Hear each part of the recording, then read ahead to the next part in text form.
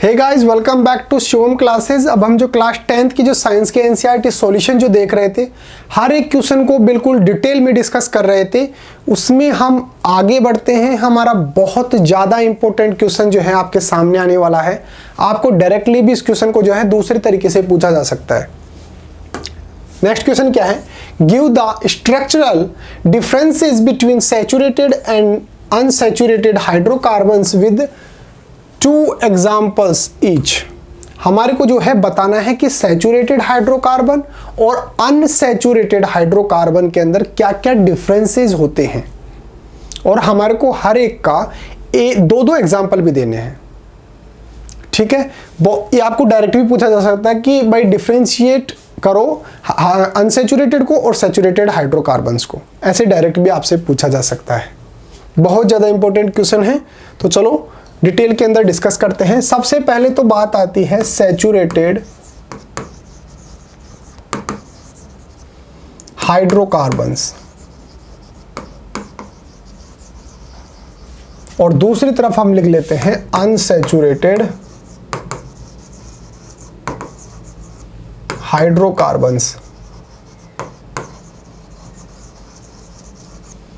ठीक है, सबसे पहले इसको तो हम साइड में रखते हैं। आपको एक जनरल एग्जांपल मैं देता हूं। मान लो कि मैंने आपको एक वाटर का गिलास दे दिया, जो उसके अंदर पानी भरा हुआ है, एक ऐसा गिलास दे दिया, और फिर एक जो है एक स्पून आपको जो है वो मैंने शुगर की दे दी, 1 चम्मच आपको शुगर की दे दी। मैंने बोला इसके अंदर घोल दो। आपने क्या किया, उसके अंदर डाला और इस तरीके से हिलाया तो वो जो है वो घुल गया। मैंने 1 चम्मच और दी, वो भी घुल गया। और इस तरीके से देता देता एक पॉइंट ऐसा आता है कि उसके अंदर शुगर घुलना, चीनी घुलना बंद हो जाती है। इसका मतलब वो जो सॉल्यूशन है वो सैचुरेशन के अंदर पहुंच चुका है। अब उसके अंदर चीनी घोलने की कैपेसिटी नहीं बची है। तो मैंने क्या वर्ड यूज किया? सैचुरेशन के अंदर पहुंच चुका है। जब मैंने स्टार्टिंग के अंदर आपको 1 ही चम्मच दी थी चीनी की, आपने तुरंत उसको घोल दिया था, तो उसके अंदर अभी और कैपेसिटी बची हुई थी कि भाई वो और चीनी को घोल सकता है। उस टाइम जो है वो सैचुरेशन तक नहीं पहुंचा था, यानी कि वो जब तक क्या था, अनसैचुरेटेड सॉल्यूशन था। अब वो तो बात हो गई जनरल एग्जांपल की। अब हम बात करते हैं हमारे हाइड्रोकार्बन्स की। मान लो कि ये कोई कार्बन की चेन है, इसके अंदर हाइड्रोजन जुड़ा हुआ है इस तरीके से।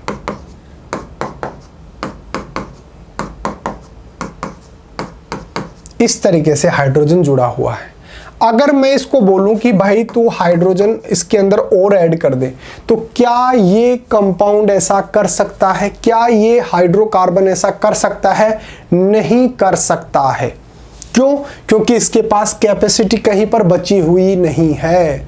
ये हाइड्रोजन को और ज़्यादा ऐड नहीं कर सकता। इसका मतलब ये जो है वो सैचुरेशन के अंदर पहुंच चुका है, और इस तरीके की जो कार्बन हाइड्रोकार्बन की जो चेन होती है उसको बोला जाता है सैचुरेटेड हाइड्रोकार्बन। अब और हम कैसे देख सकते हैं? मान लो कि इसके अंदर जो है इस तरीके से यहाँ पर डबल बॉन्ड था, फिर मैंने हाइड्रोजन जोड़ा,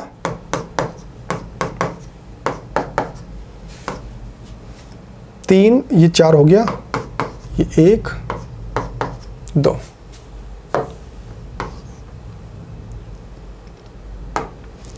ये 2 3 4। इस तरीके से हमने एक स्ट्रक्चर बना ली।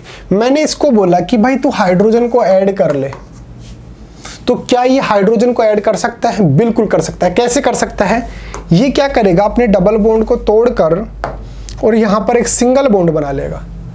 अब इसके पास एक हाइड्रोजन यहां पे ऐड हो सकता है और एक हाइड्रोजन यहां पे ऐड हो सकता है। तो क्या जब तक इसके पास डबल बॉन्ड था, जब तक इसके पास डबल बॉन्ड था, क्या इसके पास कैपेसिटी थी हाइड्रोजन ऐड करने की? बिल्कुल थी। तो इसका मतलब ये अभी तक जब तक इसके पास डबल बॉन्ड या फिर ट्रिपल बॉन्ड होता है तब तक ये अनसैचुरेटेड होता है, यानी कि और ज्यादा हाइड्रोजन को ऐड करने की कैपेसिटी रखता है। तो जब किसी कंपाउंड के अंदर आपको डबल बॉन्ड या फिर ट्रिपल बॉन्ड देखने को मिलता है, मैं क्या बोल रहा हूं, जब किसी हाइड्रोकार्बन के अंदर डबल बॉन्ड या फिर ट्रिपल बॉन्ड अगर आपको देखने को मिल रहा है, तो इसका मतलब वो अनसैचुरेटेड हाइड्रोकार्बन है। वो चाहे तो अपने बॉन्ड्स को तोड़कर और हाइड्रोजन को या फिर और किसी चीज को जो है वो ऐड कर सकता है। तो ऐसे हाइड्रोकार्बन जो होते हैं वो अनसैचुरेटेड होते हैं। और जहां पर आपको सिंगल बॉन्ड देखने को मिल रहा है, भाई कहीं पर इसके पास कैपेसिटी बची हुई नहीं है, तो वो होता है सैचुरेटेड हाइड्रोकार्बन, यानी कि ये और ज्यादा हाइड्रोजन को ऐड नहीं कर सकता है। तो ये है सैचुरेटेड और ये है अनसैचुरेटेड। तो जब डबल बॉन्ड या ट्रिपल बॉन्ड आपको देखने को मिल जाए तो उसको बोला जाता है अनसैचुरेटेड हाइड्रोकार्बन। और सैचुरेटेड क्या होते हैं, जब आपको जो केवल और केवल सिंगल बॉन्ड देखने को मिलते हैं तो उसको बोला जाता है सैचुरेटेड हाइड्रोकार्बन। ये क्या हो गया, जब मैंने आपको बताया था प्रीवियस क्लासेस के अंदर, जब एक कार्बन होता है तो उसको हम बोलते हैं मेथ, 2 कार्बन होते हैं उसको एथ, 3 कार्बन होते हैं तब प्रोप, और 4 कार्बन होते हैं तब ब्यूट। अब मैंने कितने कार्बन बनाए यहां पे देखो, 1 2 3, तो इसका मतलब ये क्या है, प्रोप, और सबके सब सिंगल बॉन्ड है, इसका मतलब यहां पे ANE लगा दो। क्या लगा दो, ANE। तो ये किसकी स्ट्रक्चर है, प्रोपेन। यहां पे 1 कार्बन 2 कार्बन 3 कार्बन, 3 कार्बन के लिए हमने क्या यूज किया है, प्रोप, तो प्रोप लिख दो, प्रोप। और जब डबल बॉन्ड होता है उसके लिए हम यूज करते हैं ENE, और जब ट्रिपल बॉन्ड होता है उसके लिए हम यूज करते हैं YNE। तो प्रोपीन, तो इसका मतलब इसके अंदर डबल बॉन्ड है, इसका मतलब ये क्या है, अनसैचुरेटेड है। अगर ये होता प्रोपाइन,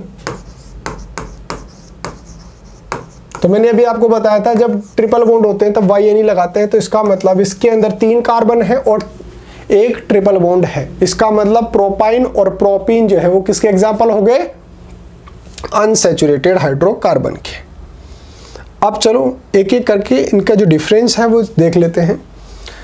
इस तरफ हमने सैचुरेटेड हाइड्रोकार्बन लिख रखे हैं, इस तरफ हमने अनसैचुरेटेड हाइड्रोकार्बन लिख रखे हैं। पहला क्या है, saturated hydrocarbons are the compounds containing only single covalent bonds. These are also known as alkanes. हाँ, तो मैंने आपको बताया कि भाई सैचुरेटेड जो हाइड्रोकार्बन होते हैं उनके अंदर केवल और केवल सिंगल बॉन्ड्स होता है और इनको एल्केन्स बोला जाता है, यानी कि एल्केन्स कैटेगरी के ये होते हैं। अगर मैं बोल रहा हूं एल्केन, ANE, इसका मतलब इनके अंदर सबके सब सिंगल बॉन्ड है। एल्कीन, ENE, इसका मतलब इसके अंदर डबल बॉन्ड। अगर मैं बोलूं एल्काइन, तो इसका मतलब इसके अंदर ट्रिपल बॉन्ड। मैंने आपको अच्छे से समझा दिया। तो इसका मतलब ये कौन से होते हैं, एल्केन्स होते हैं।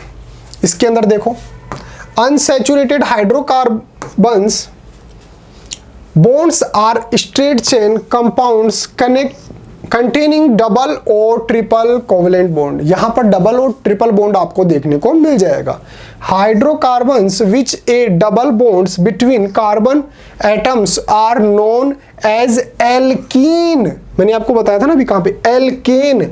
एल्केन का मतलब ANE यानी कि सिंगल बॉन्ड, एल्कीन यानी कि डबल बॉन्ड, एल्काइन यानी कि ट्रिपल बॉन्ड।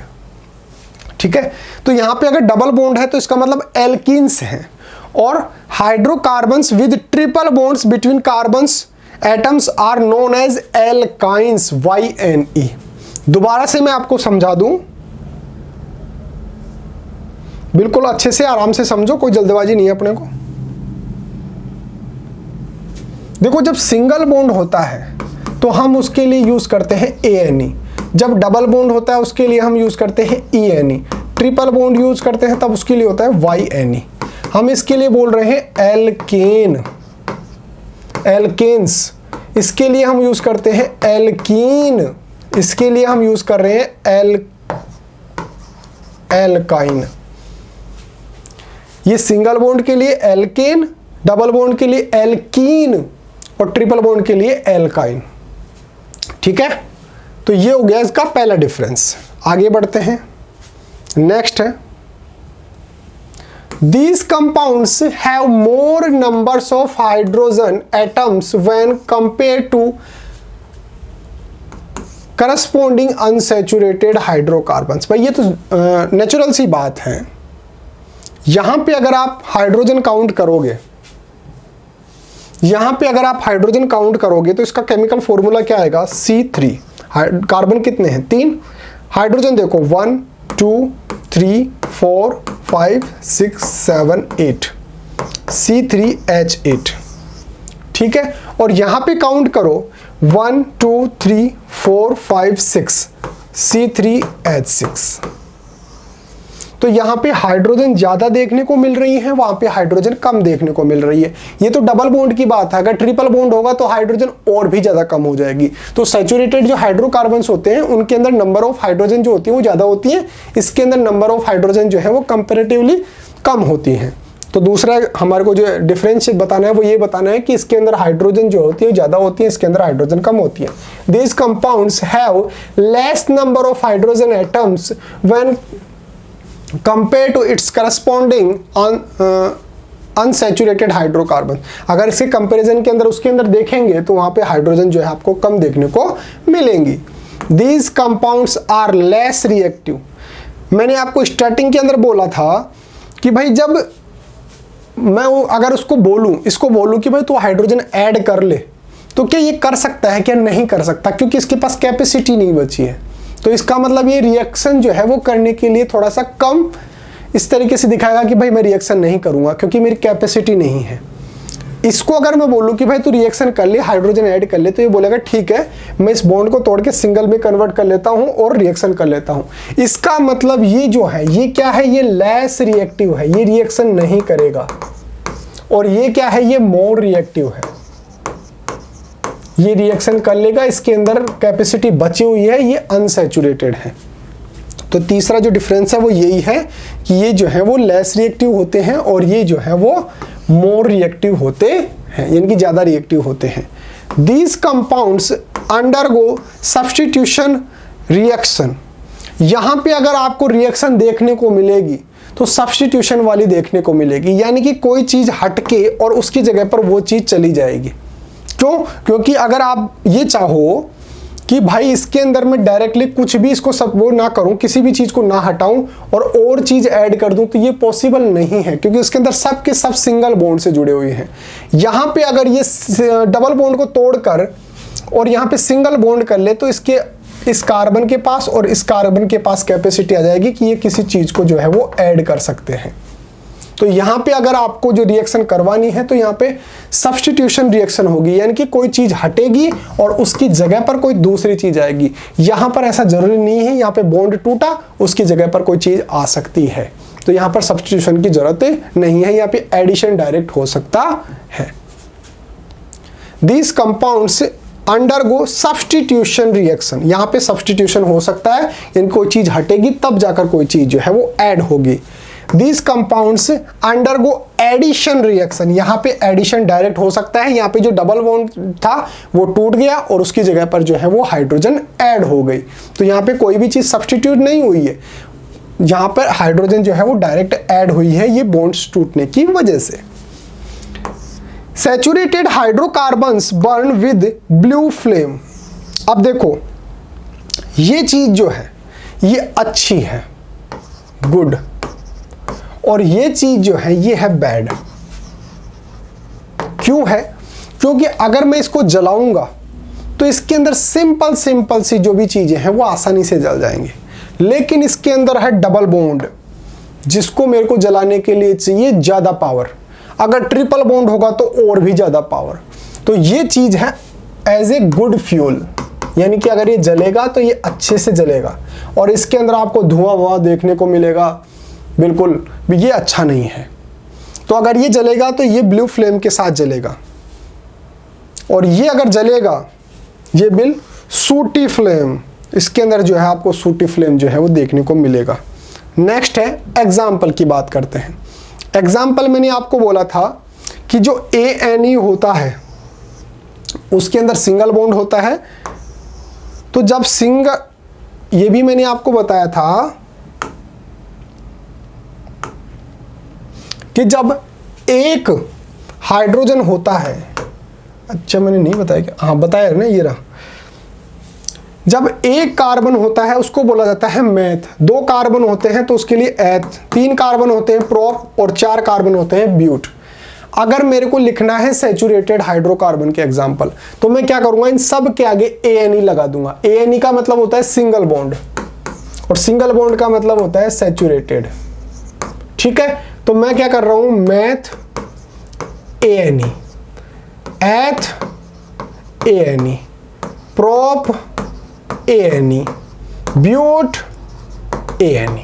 ये सब के सब एग्जाम्पल हो गए सैचुरेटेड हाइड्रोकार्बन्स के। अब अगर मैं डबल बॉन्ड की बात करूं तो उसके अंदर आता है ENE, और ट्रिपल बॉन्ड की बात करूं तो उसके अंदर आता है YNE। सबके आगे लगा दो, meth ENE, eth ENE, prop ENE, but ENE। इसी तरीके से इसमें meth YNE, eth YNE, prop YNE और ब्यूट YNE। ये जितने भी एग्जाम्पल लिखे हैं मैंने, ये हैं अनसैचुरेटेड हाइड्रोकार्बन्स के, और ये एग्जाम्पल हैं, ये हैं हाइड्रोजन सैचुरेटेड हाइड्रोकार्बन के। तो यहां पे देखो, मैथेन, एथेन, यहां पे एग्जाम्पल एथीन, एथाइन। तो इस तरीके से आप इनके एग्जाम्पल लिख सकते हो। और मैंने ये भी बता दिया कि भाई जब एक कार्बन होता है उसके लिए मैथ लिखा जाता है। अगर मैं आपको इसको पढ़ने के लिए बोलूं, प्रोपेन, तो प्रोप का मतलब इसके अंदर कितने कार्बन हैं, 3, और ANE का मतलब इसके अंदर सबके सब क्या है, सिंगल बॉन्ड से जुड़े हुए हैं। तो अगर मैं बोलूं कि भाई प्रोपेन का आप स्ट्रक्चर बनाओ, 1 2 3, प्रोप का मतलब 3 कार्बन और सबके सब सिंगल बॉन्ड से जुड़े हुए हैं, हाइड्रोजन जोड़ दो।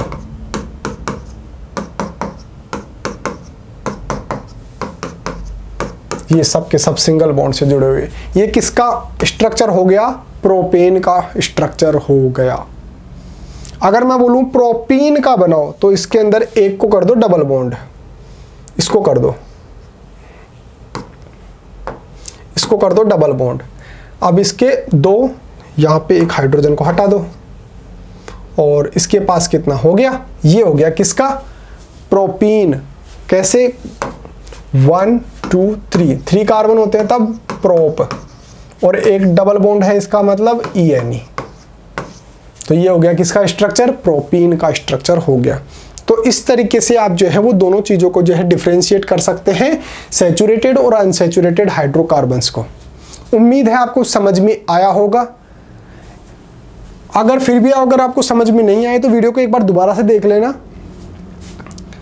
एक आपके लिए स्पेशल अनाउंसमेंट है कि अगर आपको अपनी क्लास का कंप्लीट स्टडी मटेरियल चाहिए, जैसे notes, videos, model paper, NCERT solutions, MCQ test, previous year के पेपर, ये सब कुछ चाहिए और वो भी बिल्कुल फ्री के अंदर, तो अभी प्ले स्टोर पे जाओ और शिव ओम क्लासेस नाम से हमारी जो ऐप है वो डाउनलोड कर लीजिए। इस ऐप के अंदर आपको सब कुछ फ्री के अंदर मिल जाएगा। एक काम और कर सकते हो, हमारा जो व्हाट्सअप नंबर है वो भी आप नोट डाउन कर लो। अगर कोई डाउट आता है या फिर अगर नोट्स वगैरह चाहिए हो व्हाट्सअप पे, तो हमारे को व्हाट्सअप पे मैसेज कर सकते हो 8696608541। ये मेरा व्हाट्सअप नंबर है, आप मेरे को डायरेक्टली व्हाट्सअप पे मैसेज कर सकते हो अगर कोई डाउट आता है तो, या फिर नोट्स वगैरह लेने के लिए। तो उम्मीद है आपको समझ में आया होगा। अगर वीडियो पसंद आया है, समझ में आए तो वीडियो को लाइक कर देना। बहुत मेहनत करके आपके लिए वीडियो बनाते हैं। ओके गाइज, मिलते हैं अगले टॉपिक के साथ। Thank you so much.